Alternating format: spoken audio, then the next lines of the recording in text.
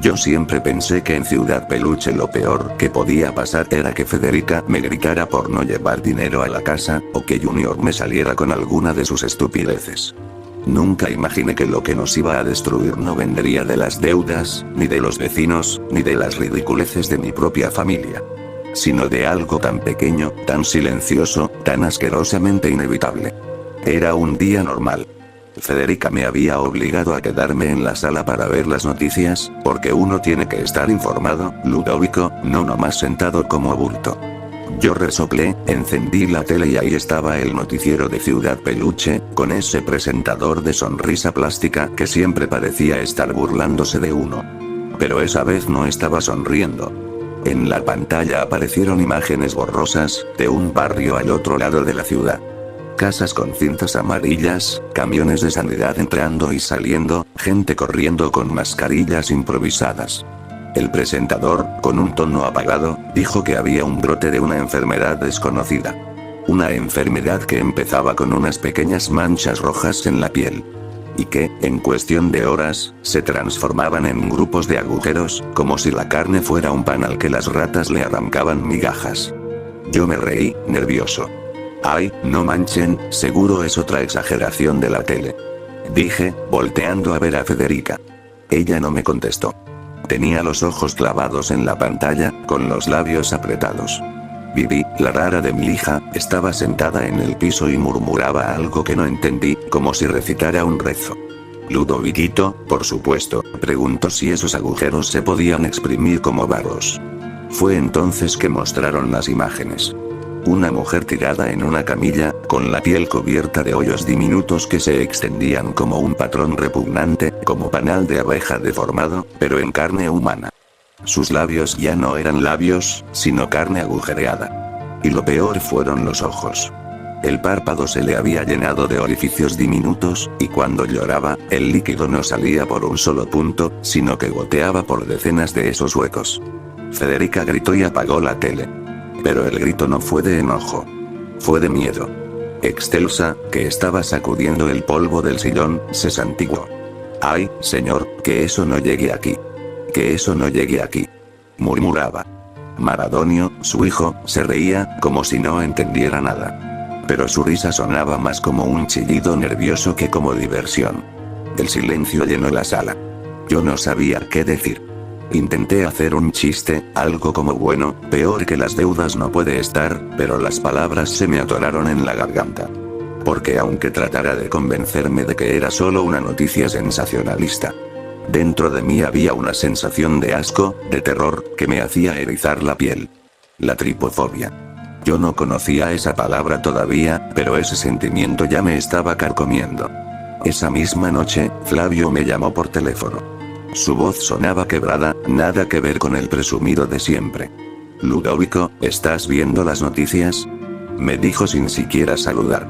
Pues sí. Pero no exageres, ha de ser algo pasajero. No, no es pasajero. Me interrumpió.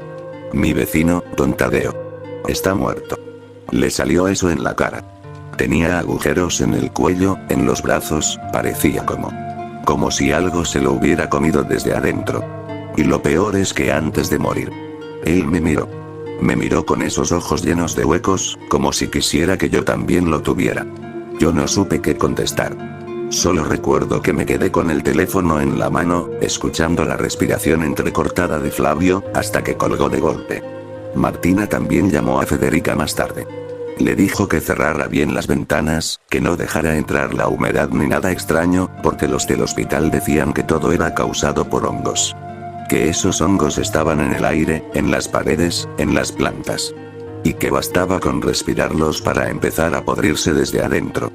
Federica me obligó a revisar cada rincón de la casa, a sellar rendijas, a tapar con trapos las esquinas. Y mientras lo hacía, yo me repetía una y otra vez que todo era una exageración, que en Ciudad Peluche nada serio pasaba. Pero la calma no duró mucho. La primera señal llegó al día siguiente. Vivi entró corriendo a la cocina y dijo que vio a don Camerino, dueño de media Ciudad Peluche, tambaleándose frente a su casa. Yo salí para comprobarlo, y ahí estaba. Con la ropa sucia, respirando con dificultad, y con manchas oscuras en el cuello. Pero lo más perturbador era que, al acercarme, noté pequeños hoyuelos que le comenzaban a salir en las mejillas, como si la piel se estuviera desintegrando lentamente. Él me miró con unos ojos vidriosos y balbuceó: no. No se acerquen. Se pega. Se pega. Y cayó de rodillas, tosiendo. Cuando escupió, lo que salió no fue sangre, sino una masa blanquecina con olor a humedad, como moho podrido. Corrí hacia atrás, tropezando con el escalón. Junior me gritaba desde la ventana que lo dejara ahí, que no lo ayudara. Por primera vez en la vida, le hice caso. Esa noche, el gobierno de Ciudad Peluche mandó un mensaje de emergencia en la televisión. Ciudadanos, permanezcan en sus casas. La enfermedad se propaga rápido. No intenten salir. No intenten ayudar a los infectados. Comuníquense con servicios de emergencia si notan manchas o agujeros en la piel. Las palabras manchas o agujeros en la piel se quedaron flotando en mi cabeza mientras trataba de dormir. Pero el sueño nunca llegó. Solo podía imaginar el rostro de Don Camerino, lleno de hoyuelos, mirándome con esa expresión de súplica y condena al mismo tiempo. Fue entonces cuando Vivi entró a mi cuarto a media madrugada. Sus ojos brillaban en la oscuridad, y con esa voz rara que siempre me pone nervioso, me susurró: papá. Ya están aquí. Yo quise preguntarle quién es, pero ella levantó su brazo. En su piel había un pequeño grupo de puntos rojos. No eran granos. No eran picaduras. Eran demasiado simétricos. Demasiado perfectos. Como si algo invisible hubiera empezado a perforarla desde adentro. Y en ese instante, supe que lo que había visto en la tele ya estaba dentro de mi casa. Cuando vi esas pequeñas marcas en el brazo de Vivi, sentí que el aire me abandonaba. No eran simples puntos. Eran diminutos círculos, como mordidas microscópicas que parecían expandirse cada minuto. Federica. Grité con todas mis fuerzas, casi quebrando la garganta. Ella entró corriendo, seguida de Junior y Ludovicito. Excelsa venía detrás con un trapo en la mano, como si un trapo pudiera hacer algo contra esa maldición. Federica se quedó helada. Eso no puede ser. No, no en mi hija, no. Chillaba, jalando a Vivi del brazo para verla más de cerca. Junior, con ese cinismo que lo caracteriza, soltó: ya valimos, ahora sí nos va a dar a todos. Federica le soltó un manazo, pero la desesperación ya estaba devorándonos. Vivi no lloraba. No se quejaba. Al contrario, sonreía con esa sonrisa extraña y torcida que siempre me ha puesto incómodo. No duele, papá. Es bonito. Se siente como cosquillas adentro. Dijo en un tono tan calmado que me erizó la piel. Me acerqué para observar los puntos con más detalle, y entonces me arrepentí. Eran agujeros. Agujeros reales, profundos, pero minúsculos, que no sangraban. Y lo peor. Adentro se movía algo. Como si pequeños filamentos palpitantes intentaran asomarse. Me aparté de golpe, con ganas de vomitar. Al día siguiente, la ciudad entera estaba paralizada. Las calles se veían vacías, pero el eco de los gritos resonaba a lo lejos. En las noticias, ya no había presentador. Solo un mensaje en bucle que decía: permanezcan en sus hogares. El contacto con los infectados es letal. La enfermedad se propaga por el aire y por los fluidos corporales. Repito, no salgan de sus casas. Yo trataba de convencerme de que todo eso iba a pasar, de que tarde o temprano vendrían médicos, que habría cura. Pero cada hora que pasaba, la evidencia era más clara. Estábamos solos. Martina llamó a Federica en la mañana, llorando. Su voz era apenas un hilo. Flavio. Flavio ya no está. Se le llenó el rostro de huecos. Y luego, se le hundió todo, como si su piel se derritiera. Federica soltó un chillido que me heló la sangre. Yo me quedé en silencio, imaginando a mi mejor amigo, aquel presumido insoportable que siempre me restregaba su dinero en la cara. Ahora convertido en un panal de carne putrefacta. No tuve tiempo de asimilarlo. A la tarde, tocaron la puerta. Me asomé por la ventana y vi a Lucrecia. Pero no era la misma. Su rostro estaba cubierto de manchas, y en su cuello se abrían cráteres irregulares que parecían burbujear. Ella golpeaba con desesperación la puerta, dejando un rastro de líquido espeso y amarillento en la madera. Ábranme. Por favor, ábranme. No quiero morir sola. gritaba, desgarrándose la garganta. Yo di un paso hacia adelante, con el instinto de ayudarla. Pero entonces la vi bien. Sus manos temblaban, y entre los dedos ya habían aparecido huecos, como túneles en una fruta podrida. Al gritar, de su boca no solo salía saliva, sino una nube finísima de esporas blancas, como polvo de hongos. Federica me detuvo de un jalón. No se te ocurra abrir, idiota. ¿Quieres matarnos a todos? Y ahí me quedé, viendo cómo la mujer golpeaba y golpeaba hasta que sus fuerzas se acabaron. Se dejó caer contra la puerta, y lentamente dejó de moverse. El hedor a humedad penetró la madera, mezclado con algo más. Ese olor dulzón de la carne que se pudre desde adentro. Junior se acercó al vidrio y murmuró. Parece. Como cuando un pan se llena de hongos. Yo tuve que apartarlo de un jalón, porque en ese instante, el cuerpo de Lucrecia tembló, y de sus agujeros comenzaron a salir pequeños tallos blanquecinos, como raíces retorciéndose en el aire. Esa noche fue peor. Excelsa entró corriendo a la sala, con lágrimas en los ojos. Se llevaron a mis vecinas. Un camión de los del gobierno pasó recogiendo cuerpos, vivos y muertos. Los echaban en bolsas negras como si fueran basura. Maradonio la abrazaba, confundido, mientras yo trataba de procesar esas palabras. El gobierno ya no curaba, ya no ayudaba. Solo recogía lo que quedaba. La televisión cambió otra vez. Ya no había advertencias, solo una pantalla negra con un mensaje en letras rojas que decía: el aire está contaminado. Repito. El aire está contaminado. Respirar es peligroso. Yo me quedé paralizado. ¿Cómo se supone que uno deja de respirar? En la madrugada, tuve una pesadilla. Soñé con agujeros en mi propio cuerpo. En mis manos, en mi cara, en mi abdomen. Cada hueco estaba lleno de ojos diminutos que me miraban desde adentro, parpadeando en perfecta sincronía. Cuando intentaba arrancarlos, me desgarraba la carne y descubrí que no eran ojos, sino bocas. Bocas diminutas que sonreían, que susurraban mi nombre. Me desperté empapado en sudor. Pero lo peor fue darme cuenta de que el sonido del susurro seguía ahí. No era un sueño. Provenía del cuarto de Vivi. Me acerqué y entreabrí la puerta.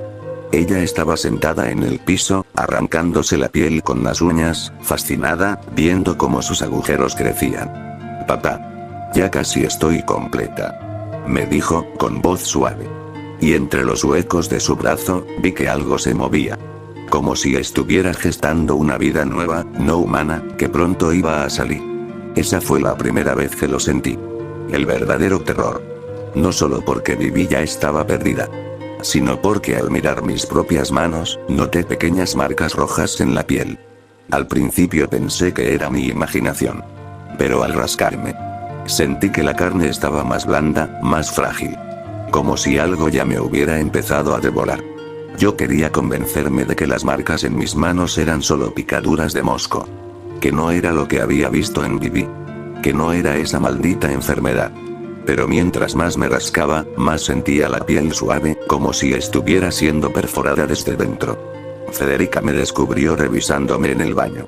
¿Qué es eso?, preguntó con la voz temblorosa. Yo escondí las manos, pero ella me las arrancó de golpe y las miró. Había 3 pequeños hoyuelos en mi palma izquierda, como si alguien hubiera presionado la carne con la punta de un lápiz caliente. Federica retrocedió, como si yo fuera un monstruo. No. No, Ludovico, no me digas que tú también. Quise abrazarla, suplicarle que no me dejara, pero ella me empujó con todas sus fuerzas. Y por primera vez, la vi llorar no de coraje, sino de miedo hacia mí. El ambiente en la casa se volvió insoportable. Junior ya no quería estar en la misma habitación conmigo.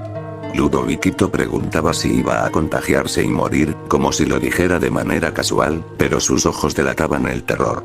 Excelsa rezaba sin parar, mientras Maradonio preguntaba qué eran esos hoyitos bonitos en el brazo de Vivi. Y Vivi ya no era mi hija. Sus agujeros habían crecido, extendiéndose por su torso como un mapa retorcido. Algunos eran tan profundos que la piel parecía a punto de reventar. Y dentro de ellos se movía algo. A veces eran filamentos blancos, como raíces. Otras veces eran pequeñas esferas húmedas, brillantes, que palpitaban como corazones diminutos. Ella ya no hablaba como antes. Su voz era más baja, más susurrante, y repetía siempre lo mismo. No tengan miedo. No duele. Es hermoso. Nos estamos convirtiendo. Federica intentaba mantenerla encerrada en su cuarto, pero yo sabía que ya no servía de nada. El aire mismo estaba podrido. La ciudad entera se transformó en un cementerio viviente. Desde la ventana, veía a los vecinos caminar tambaleantes, cubiertos de agujeros, supurando líquidos oscuros. Algunos se tiraban al suelo y empezaban a temblar hasta que de sus bocas salían nubes de esporas que flotaban en el aire como polvo dorado bajo la luz de los faroles. Los perros ladraban hasta que se desplomaban, sus hocicos perforados por la misma maldición. Los pájaros caían del cielo, convertidos en masas plumosas llenas de cráteres en el pecho. Y lo peor eran los gritos. No eran gritos humanos. Eran sonidos húmedos, asfixiados, como si la ciudad entera respirara a través de miles de huecos. Una noche, decidí salir. Federica me suplicó que no lo hiciera, pero yo ya no soportaba estar encerrado.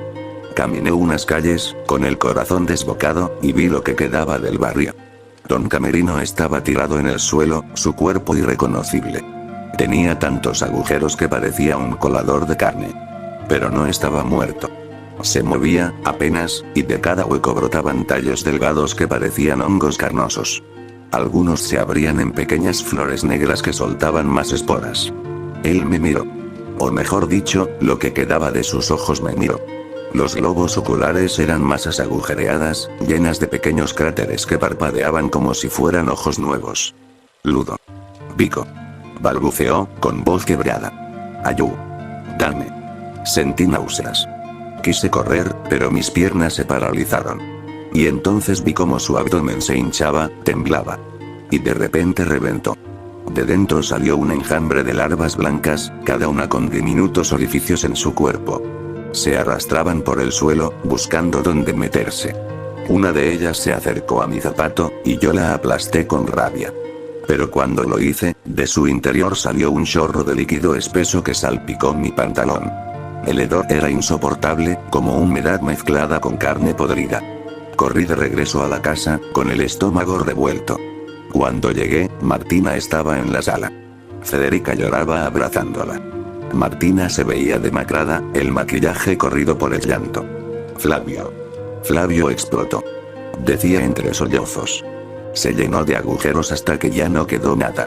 Martina se tapó el rostro, y fue entonces que lo vi. En su cuello, justo debajo de la oreja, había 3 círculos pequeños, rojos, recién formados. Federica también lo notó. Se apartó de golpe, horrorizada. Tú también. Ya lo traes. Martina rompió a llorar más fuerte, mientras yo solo podía pensar en que todos los que conocía estaban cayendo uno por uno. Flavio. Don Camerino. Lucrecia. Y ahora, Martina. Y dentro de mi pecho, el miedo se mezclaba con otra cosa. Un cosquilleo extraño, como si algo se moviera bajo mi piel. Esa noche, mientras trataba de dormir, lo escuché. Un sonido húmedo, como el de gotas cayendo en un pozo. Me miré la mano en la oscuridad, y lo vi. Los agujeros habían crecido. Ya no eran 3. Ahora eran 7. Y al acercarlos a mi oído, pude escucharlos. Respiraban. No era mi respiración. Eran las de ellos. Los huecos tenían vida propia. Me llevé la mano a la boca para ahogar un grito, pero fue inútil. El terror me desbordó. Supe entonces que ya no había escapatoria. Que la enfermedad no solo mataba. Nos estaba transformando. Cuando los agujeros en mi mano comenzaron a respirar, entendí que ya no éramos víctimas. Éramos huéspedes. Pero lo que me aterraba no era mi propio destino, sino el de mi familia. Porque uno por uno, ellos también comenzaron a mostrar señales. Junior fue el siguiente. Estaba en la sala, intentando hacerse el valiente, cuando empezó a rascarse el cuello. ¡Ay, malditos moscos, me están picando todo! Refunfuñaba. Federica le gritó que se callara, que no exagerara. Pero al levantarse la camiseta, vimos las marcas. Un racimo de pequeños hoyos en la espalda, tan perfectos que parecían un panal. Al principio, él se rió. ¿Qué? ¿Ya me salió un tatuaje gratis o qué? Pero luego se quejó de que le ardía. Se rascó con tanta fuerza que la piel se abrió, y de los agujeros salió un líquido viscoso, con olor a humedad rancia. La carne alrededor estaba blanda, deshaciéndose entre sus dedos. Junior gritó. Un grito de dolor que heló toda la casa. Federica intentó cubrirle las marcas con vendas, pero yo vi cómo, debajo de la tela, los hoyos se expandían, multiplicándose como si tuvieran voluntad propia. Excelsa comenzó a rezar más fuerte, llorando, mientras Maradonio aplaudía como si aquello fuera un espectáculo de feria. Esa misma noche, Ludoviquito se me acercó con los ojos llorosos. Papá. Me pica mucho la panza. Le levanté la playera, temblando. Ahí estaban. Círculos rojos en formación, apenas visibles, pero ya respiraban. Lo peor fue que, al poner mi oído sobre ellos, escuché un sonido claro, húmedo, como si alguien riera bajo su piel. Lo abracé con fuerza, sintiendo que mi hijo se deshacía entre mis brazos. Federica me arrancó de golpe, histérica. No los toques. Los vas a empeorar. Yo quería gritarle que no entendía, que ya era tarde para todos. Pero me mordí la lengua. Porque si lo aceptaba en voz alta, significaba que ya no había esperanza. El colmo fue cuando Excelsa entró corriendo a la cocina, con las manos cubriéndose la cara. ¡Ay, señor, ayúdeme! Me está saliendo también. Se apartó los dedos, y lo vimos. En sus mejillas habían aparecido grupos de agujeros diminutos, tan juntos que parecía que alguien le había tallado la piel con un punzón. Sus ojos estaban vidriosos, y al llorar, las lágrimas no caían solo de los lagrimales, sino también de los huecos. Maradonio la miró fascinado. Mami, pareces queso. Ella lo abrazó con desesperación, pero entonces él se quejó. Ay, me pican las piernitas. Y al bajarse el pantalón, vimos que sus muslos estaban llenos de círculos rojos, algunos ya abiertos, supurando un líquido espeso que goteaba al suelo. Federica se desplomó en el suelo, sollozando. Yo no podía moverme. Solo veía cómo, uno a uno, todos los que amaba se estaban pudriendo vivos frente a mis ojos. La casa comenzó a cambiar también. El olor a humedad se volvió insoportable. Cada habitación olía como un sótano inundado. Y poco a poco, manchas negras de moho aparecían en las paredes, expandiéndose como venas vivas. El aire era espeso, lleno de partículas diminutas que flotaban como polvo. A veces, al encender la luz, veía que esas motas se movían por sí solas, buscando dónde pegarse. Las escuchaba. Sí. Escuchaba cómo zumbaban, como miles de susurros diminutos que provenían de todos lados. Era como si la enfermedad hubiera tomado la casa como su propio cuerpo, convirtiéndola en un organismo vivo que respiraba con nosotros. Una madrugada, me desperté con el sonido de Federica llorando en la sala. Fui a buscarla, y la encontré frente al espejo, levantándose la blusa. Su abdomen estaba lleno de hoyos. Algunos apenas rojos, otros ya abiertos, supurando. Los tocaba con la punta de los dedos, horrorizada, y cada vez que los apretaba, un pequeño chorro de líquido amarillento salía disparado. Ya no puedo más, Ludovico. Me dijo entre sollozos. Ya no soy yo. Me estoy deshaciendo. Yo quise abrazarla, pero me apartó de golpe. No me toques. No quiero que me recuerdes así. La vi caer de rodillas, temblando, mientras sus agujeros se expandían más rápido, como si la misma desesperación los alimentara. Fue ahí cuando lo entendí. No era una enfermedad. Era una transformación. Algo nos estaba moldeando, perforando nuestros cuerpos como arcilla, preparándonos para lo que fuera que viniera después.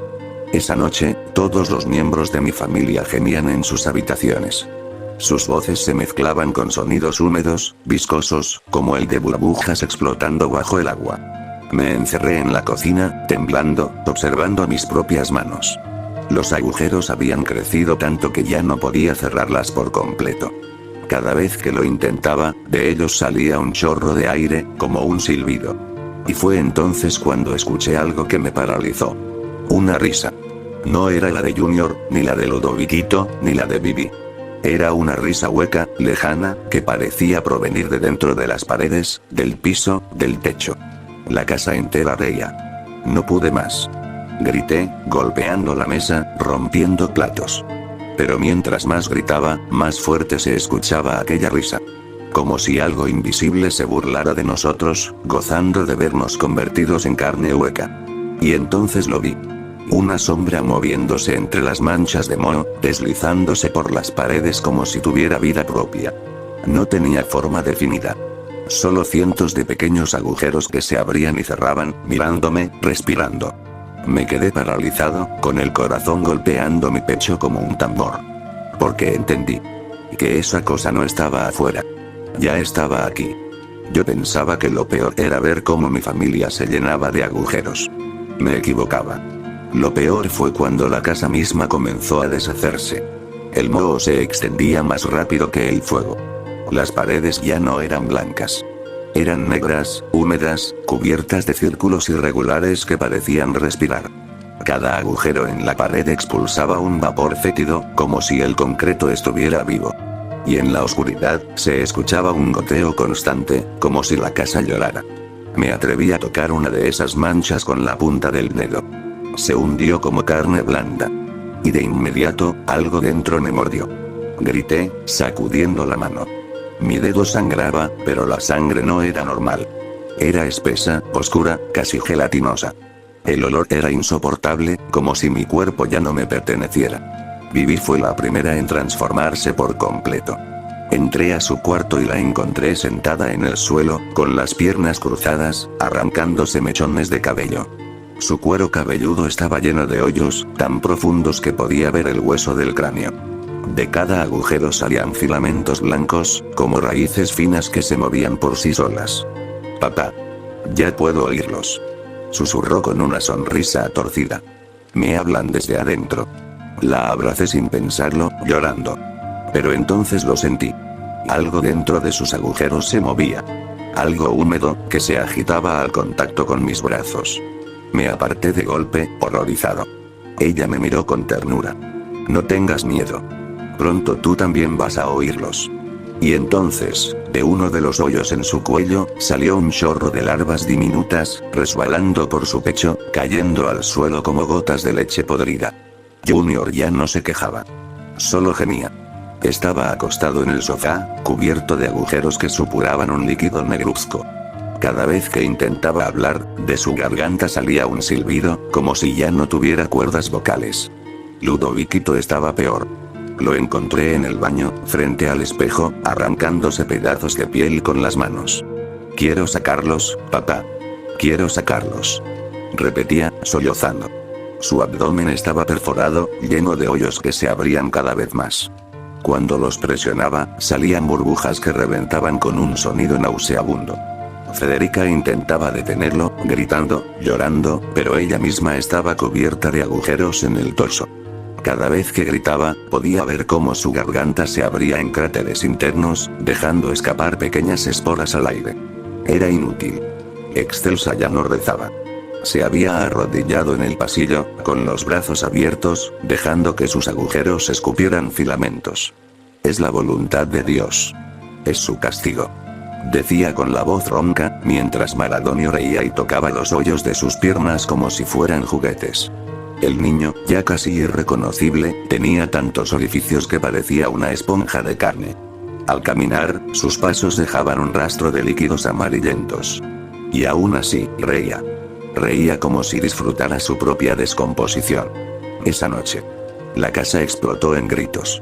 Federica se retorcía en el suelo, arañándose la piel mientras los agujeros le devoraban el abdomen. Vivi reía en su cuarto, arrancándose la piel a jirones para liberar los filamentos. Junior gemía como un animal moribundo. Ludoviquito se golpeaba contra la pared, intentando deshacerse de lo que tenía dentro. Y yo solo podía observar. Porque mis propios agujeros ya habían alcanzado mis brazos y mi pecho. Sentía como algo se movía dentro, rascando, empujando, como si quisiera salir. Me miré al espejo. Mi cara estaba cubierta de pequeños cráteres. Mi nariz ya no era nariz. Era un racimo de hoyos que silbaban al respirar. Mis labios estaban cuarteados, y al abrirlos, noté con horror que el interior de mis mejillas también se estaba llenando de círculos. Quise gritar. Pero mi voz ya no era voz. Era un silbido hueco, el sonido de algo respirando a través de mí. Y entonces, sucedió. El suelo de la sala se abrió, cubierto de moho, revelando un agujero enorme que no estaba ahí antes. Un abismo negro, húmedo, del cual salió un vapor espeso y caliente que olía a carne podrida. Los agujeros de las paredes comenzaron a temblar, a contraerse y expandirse como si respiraran al mismo tiempo. Y dentro de ese abismo, escuché miles de voces susurrando al unísono. Ya son nuestros. Federica, sangrando, arrastró su cuerpo hacia mí. Ludovico. Prométeme. Que si salimos de esto, nunca dejarás de cuidarlos. Pero antes de que pudiera contestar, su torso se abrió en decenas de cráteres, y de ellos salieron tallos blanquecinos que la levantaron como si fuera una marioneta.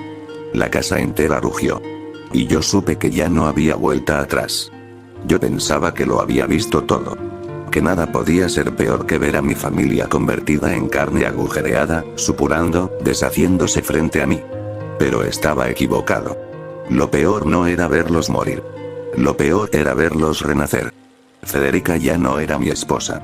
Su cuerpo se alzó sobre decenas de filamentos blancos que salían de sus agujeros. Sus brazos colgaban como ramas secas, mientras sus ojos se habían hundido en dos cuencas llenas de pequeños cráteres que parpadeaban. Cuando abrió la boca, no habló. Cientos de voces susurraron al mismo tiempo, como si toda Ciudad Peluche hablara a través de ella. Ya somos uno. Vivi se arrastraba detrás, riendo, con la piel casi arrancada por completo. Bajo su carne, los hoyos no paraban de abrirse, formando patrones perfectos que parecían letras, símbolos. Mensajes escritos con carne. Ella los acariciaba como si fueran un tesoro. Papá. Ya no hay dolor. Solo hay belleza. Mira cómo florecemos. Junior estaba tirado en el sofá, pero ya no era un cuerpo. Era un panal de carne abierto, lleno de cavidades donde larvas se movían, palpitaban, crecían. Algunas ya tenían forma humana, diminutas, con ojos vacíos que se abrían y cerraban en sincronía. Ludoviquito se había arrancado media cara frente al espejo. Ahora solo quedaba un cráneo cubierto de hoyos, pero aún podía reír, aunque su risa era un silbido hueco que salía por todos lados a la vez. Y Excelsa. Excelsa rezaba, incluso mientras sus órganos internos, visibles a través de los agujeros en su torso, latían expuestos al aire. Maradonio bailaba alrededor de ella, dejando un rastro de líquidos viscosos, cantando como si todo fuera un juego. Mi familia. Mi maldita familia. Todos ellos ya eran parte de eso. Yo trataba de resistirme. Me aferraba a mi humanidad como podía. Pero mis agujeros ya habían alcanzado mi pecho. Podía verlos moverse bajo mi piel, hinchándose, contrayéndose, respirando como pulmones ajenos. Una noche, frente al espejo, vi como uno de esos cráteres en mi mejilla se abrió lo suficiente para dejar salir un ojo. Un ojo diminuto, húmedo, que me miraba desde dentro de mí. Vomité sangre, pero la sangre no era sangre. Era un enjambre de pequeñas esferas translúcidas, cada una con diminutos orificios que se abrían y cerraban, como bocas hambrientas. Caí de rodillas, llorando, suplicando a Dios. Pero Dios ya no estaba. Solo estábamos nosotros. Y los agujeros. El mundo se derrumbó más rápido de lo que nadie esperaba. En las noticias, lo último que se transmitió fue un reportero enmascarado diciendo que la plaga ya había cruzado las fronteras. Que no solo era Ciudad Peluche. Que el aire del mundo entero estaba contaminado. Luego, la señal murió. Las calles se llenaron de cuerpos agujereados, fusionados con hongos, raíces, larvas. Los edificios se cubrieron de manchas negras que respiraban. El cielo se nubló con nubes de esporas, tan densas que el sol desapareció. Y el sonido. El maldito sonido. Millones de voces, en miles de tonos distintos, susurrando al mismo tiempo, como un coro infinito que repetía lo mismo. No es el fin. Es el inicio. Una madrugada, los escuché dentro de mí. Los agujeros de mi pecho se abrieron en un patrón perfecto, y de ellos comenzaron a salir filamentos que se enredaban, palpaban el aire como dedos invisibles. Yo intentaba detenerlos, arrancarlos, pero cada vez que lo hacía, más se multiplicaban. Federica se acercó a mí, levantada por sus raíces, y me acarició el rostro con una ternura monstruosa. Ya no luches, Ludovico. No somos víctimas. Somos su templo. Y entonces lo comprendí. No había cura. No había salvación. El mundo entero estaba destinado a ser devorado, perforado, convertido en un gigantesco cuerpo agujereado donde ellos habitarían. Lo último que recuerdo de esa noche fue abrir la boca para gritar. Y que mi grito saliera no solo por mi garganta, sino también por cada agujero de mi cuerpo. Mi voz ya no era mía. Era la voz de todos.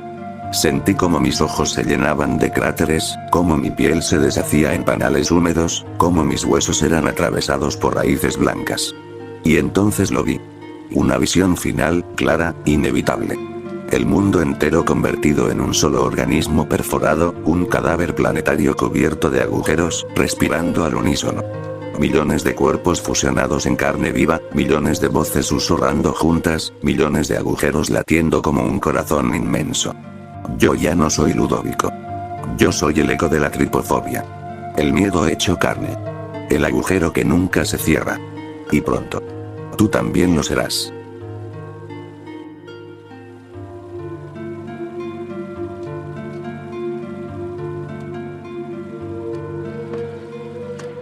¡Toma! No te doy otra más porque presta para que te salga.